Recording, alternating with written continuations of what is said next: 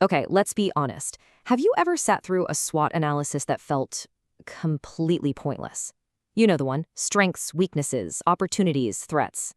It's a classic, right? Something they teach you on day one of business school. But here's the thing: what if I told you that most people are doing it totally wrong, turning what should be a powerful tool into an absolute waste of time? And this quote right here from Octopus Intelligence just hits the nail on the head. A SWOT analysis can be an absolutely invaluable asset, or it can be a complete and utter waste of your time. It really is that black and white.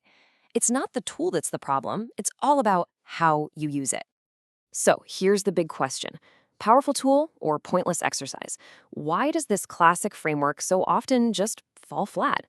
Well, that's what we're going to dive into. We're going to break down the common mistakes that turn a SWOT into a total snooze fest, and then I'm going to show you the one simple flip that makes it incredibly powerful. So what is a SWOT analysis, really? At its core, it's just a strategic snapshot. Think of it this way: strengths and weaknesses are all about looking in the mirror. It's the stuff that's happening inside your company, things you can actually control. But opportunities and threats, that's about looking out the window at the world around you. Those are the things you have no choice but to react to. And that simple idea brings us to what I call the line in the sand. This is, without a doubt, the single most important concept in any SWOT analysis. I'm serious. If you get this one thing right, you are already way ahead of the curve. So here it is, that crucial dividing line. On one side, you have the internal stuff, looking in the mirror.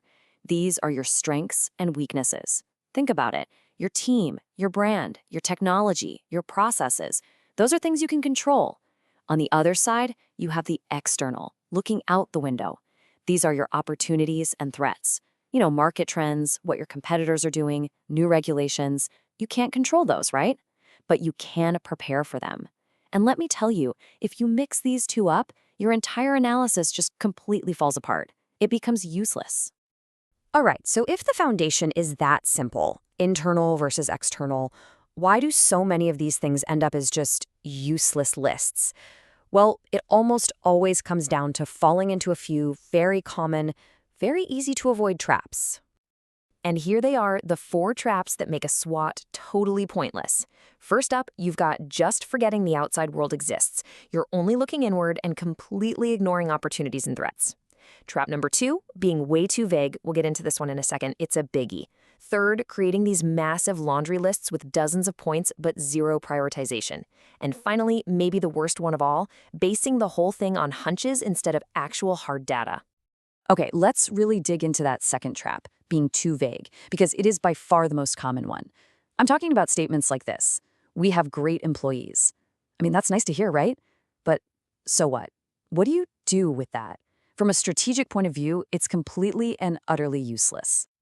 Now, let's contrast that with this. This is from a real case study of an IT firm. Instead of great employees, they wrote skilled workforce with knowledge of IT. You see the difference? It's night and day. That is powerful. Why? Because it's specific, it's measurable, you can actually do something with that information. In fact, here's the full SWOT from that same IT company. Just take a look at the level of detail they went into. Their strength isn't just, good products. It's high-quality products and personalized services. Their weakness isn't something generic like bad marketing. It's a very specific inability to attract new customers. Do you see what's happening here?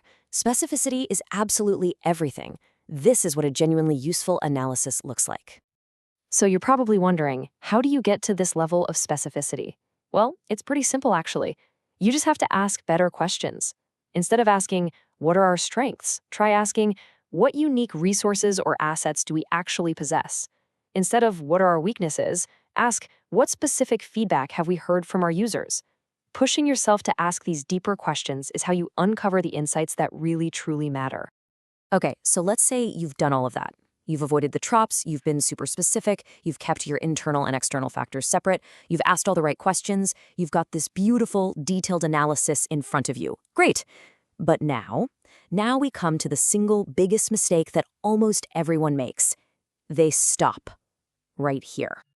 And look, if you take only one thing away from this whole explainer, please let it be this: an analysis is not a strategy. It just isn't. A SWOT analysis doesn't actually do anything on its own. It's a diagnosis. It's like a map of the battlefield. And a map is great, but it doesn't win the war. The real magic is what you do with that map. So, that leads us to the million-dollar question, right? How do you actually turn your analysis into an action plan? How do you take these 4 lists, these raw materials, and forge them into a real, concrete game plan? Well, this next part is the secret. This is the step that transforms the entire exercise from just a boring assessment into a powerful engine for building your strategy. The secret is all about connecting the dots. And the framework for doing that is called the TOES matrix. And yes, it's literally just SWOT spelled backward. I know, it sounds a little silly, but trust me, this simple flip is a total game changer. What it does is it forces you to connect the dots between your different quadrants to generate strategies that are actually actionable. Let's jump back to our IT company to see exactly how this works. This right here, this is the aha moment. You see, they didn't just list their strengths and then list their opportunities separately. They actively connected them. They took their strength, high-quality products, and they combined it with their opportunity, the growing IT industry, to create a real strategy. Leverage our high-quality products to expand in this growing market. That is how you turn a simple list into a powerful plan of attack. So as we wrap up, what's your move? What's the big takeaway here? It's that a SWOT analysis, when you do it the right way, is not pointless at all. Not even close. In fact, it's probably the most essential first piece of your entire strategic puzzle. It's the tool that gives you that critical thing, clarity. But, and this is the ultimate lesson, a great SWOT gives you clarity, but clarity is absolutely nothing without action.